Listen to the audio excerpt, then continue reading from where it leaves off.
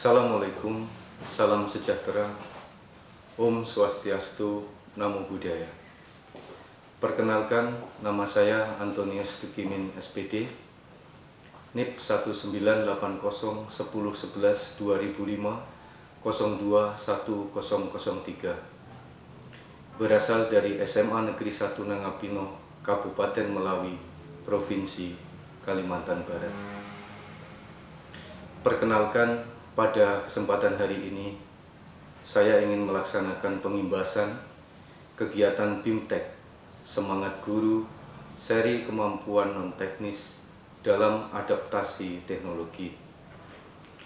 Diklat ini dilaksanakan tanggal 8 Desember sampai 28 Desember tahun 2021. BIMTEK seri Semangat Guru dalam kemampuan non-teknis dalam adaptasi teknologi dimaksudkan untuk memberikan solusi peningkatan kemampuan non-teknis atau soft skill bagi para guru dan tenaga kependidikan sebagai pendukung akselerasi teknologi dalam kegiatan belajar mengajar saat ini. Apa tujuan BIMTEK kemampuan non-teknis dalam adaptasi teknologi? Yang pertama, mendukung program dan inisiatif Kemendikbudristek seperti guru penggerak, guru belajar, guru berbagi, guru merdeka belajar, dan pendidikan karakter, sekaligus membantu menciptakan program yang kreatif dan berkelanjutan dalam portal guru belajar dan berbagi. Kedua, meningkatkan pengetahuan guru tentang penggunaan teknologi sederhana namun berdampak besar. Ketiga, meningkatkan pengetahuan guru tentang kemampuan non-teknis atau soft skill pendukung penggunaan teknologi, yaitu 4C: critical thinking, communication, creative thinking, and collaboration. Yang keempat, memberikan pengalaman kepada guru dalam mengikuti kegiatan program pembelajaran secara daring. Yang kelima, memberikan kesempatan kepada guru-guru di Indonesia untuk saling membantu dan berkolaborasi dalam peningkatan kompetensi non-teknis. Siapa yang bisa menjadi peserta dalam BIMTEK kemampuan non-teknis dalam adaptasi teknologi? Yang pertama, semua guru, baik jenjang PAUD, TK, SD, SMP, SMA, atau yang sederajat. 2. Kepala sekolah. 3. Pengawas sekolah. 4. Tenaga administrasi sekolah. 5. Telah memiliki akun SIM PKB. Apa tahapan BIMTEK kemampuan non-teknis dalam adaptasi teknologi? Tahap yang pertama, telah mendaftar di program guru belajar dan berbagi seri Semangat Guru, keterampilan non-teknis dalam adaptasi teknologi. Tahap 2, peserta mengikuti pelatihan yang terdiri dari 6 pelajaran dengan alur 1. Peserta menyelesaikan tes pra-penilaian di portal daring guru belajar dan berbagi. 2. Peserta belajar dari pemaparan para trainer. 3. Peserta mengerjakan penilaian tengah dan diberikan tugas untuk belajar mandiri. Keempat, setelah mengerjakan tugas, peserta mengerjakan kuis penilaian akhir. Peserta kembali mengerjakan alur yang sama untuk pelajaran berikutnya sampai total mengerjakan 6 pelajaran. Susunan kegiatan BIMTEK atau course. 6 pelajaran dalam seri pembelajaran ini, yaitu 1. Resilient, berisi tangguh khususnya bidang teknologi. 2. critical thinking, berpikir kritis kaitannya dengan teknologi. 3. Creativity, berisi konten dan teknik penceritaan. 4. Communication, berisi tentang komunikasi efektif. 5. Empower teacher, berisi tentang penerapan kelas campuran. Dan yang terakhir, collaboration, berisi tentang kolaborasi dan dampak. Berikut saya jelaskan gagasan pokok materi kegiatan BIMTEK.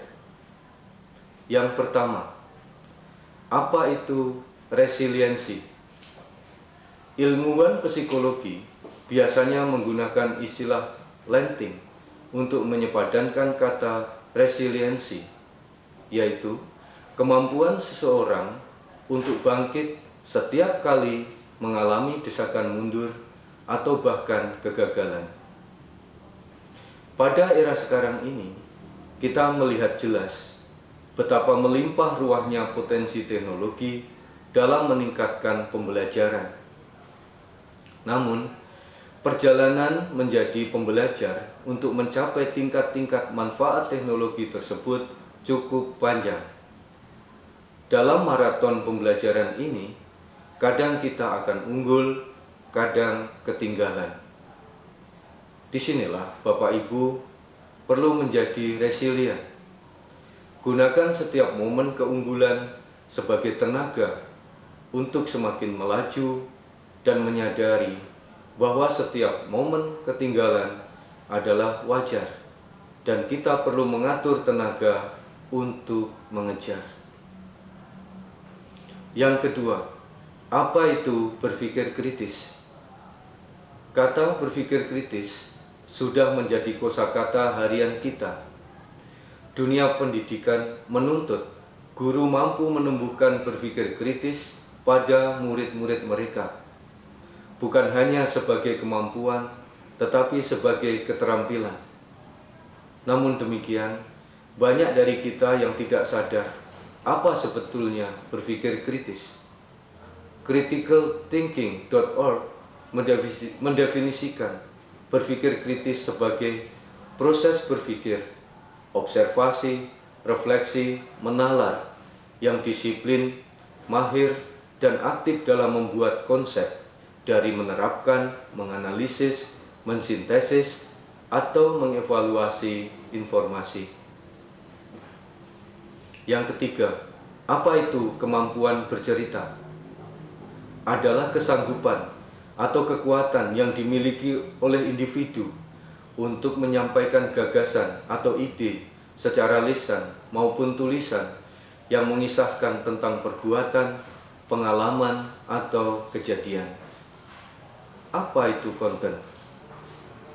Segala bentuk komunikasi, terutama audiovisual, yang berisi sebuah informasi, hiburan, atau ajakan.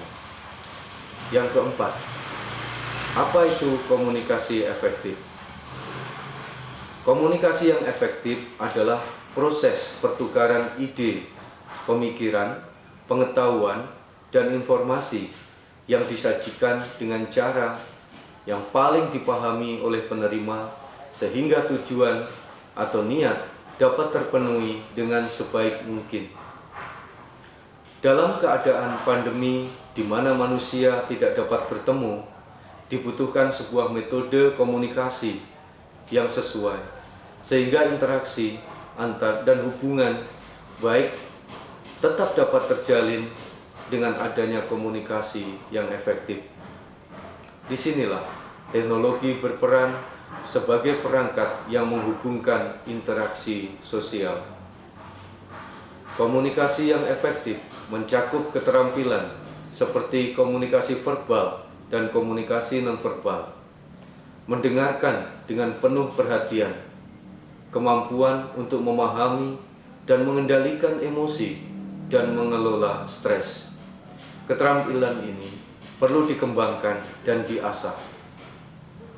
Di era komunikasi virtual, tantangan bagi kita adalah bagaimana menerapkan dan mengasah kemampuan komunikasi dengan baik.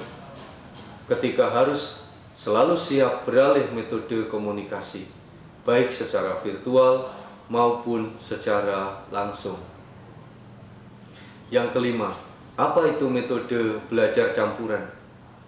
Kelas campuran adalah kelas yang menerapkan pembelajaran campuran sehingga murid mendapatkan pengalaman belajar yang optimal. Dengan mengadaptasi konsep dari Kathleen Tucker, maka Bukit Setiawan mendefinisikan pembelajaran campuran sebagai program pendidikan yang memfasilitasi murid belajar dengan memenuhi 4 ciri ini.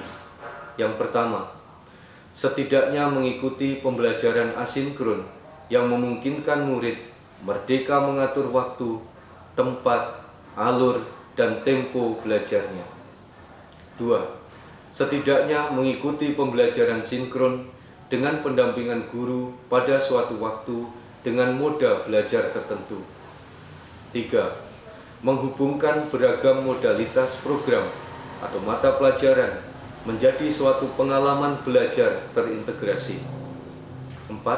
Membantu murid menjadi pelajar merdeka belajar, berkomitmen pada tujuan, mandiri pada cara, dan reflektif dalam mencapai sasaran belajar yang disepakatinya. Yang keenam, pembelajaran secara kolaboratif memungkinkan banyak memberikan nilai tambah, baik bagi siswa maupun bagi guru. Keuntungan pembelajaran kolaboratif antara lain: 1. Mendapatkan pengalaman bekerja sama, bukan hanya dengan sesama teman di kelas, namun siswa bisa belajar berpengalaman dengan siswa lain yang belum mereka kenal. 2. Dalam pembelajaran kolaborasi, interaksi antar siswa yang baru mereka kenal menjadi terarah karena mengikuti program yang sudah direncanakan oleh guru. 3. Kegiatan yang bersifat kolaboratif biasanya akan mendorong motivasi dan semangat kompetitif dalam arti positif bagi siswa. Keempat, siswa juga mendapatkan sumber belajar yang banyak dari guru, selain guru sekolahnya sendiri yang selama ini mereka kenal. Di samping keuntungan-keuntungan tersebut, tentu masih banyak nilai lebih lainnya, baik yang langsung maupun yang tidak langsung. Apa yang didapat peserta program BIMTEK kemampuan non-teknis dalam adaptasi teknologi? Yakni 1. Meningkatnya pengetahuan guru terhadap pentingnya pemanfaatan teknologi pada metode pembelajaran campuran, perangkat teknologi yang bisa digunakan untuk metode pembelajaran campuran, tahapan-tahapan dalam menyusun konten pembelajaran digital menggunakan teknologi sederhana, berbagai macam pola komunikasi yang terjadi pada metode pembelajaran campuran, penerapan teknologi, dan 4C pada pembelajaran, serta pentingnya kolaborasi dalam rangka penerapan teknologi untuk pembelajaran. Yang kedua, sertifikasi bagi para guru sebagai tanda telah menyelesaikan pelatihan dan pembekalan keterampilan non-teknis dalam adaptasi teknologi. 3. Memberikan pengalaman kepada guru dalam mengikuti kegiatan program pembelajaran secara daring. Dan yang keempat, pengimbasan para peserta yang mendukung program dan inisiatif Kementerian Pendidikan, Kebudayaan, Riset, dan Teknologi. Bagi Bapak Guru, Ibu Guru seluruh Indonesia, kami mengajak untuk mengikuti BIMTEK yang menarik ini. Salam satu Nusantara, wassalamualaikum, salam sejahtera, Om Swastiastu, Om Santi Santi Santi Om.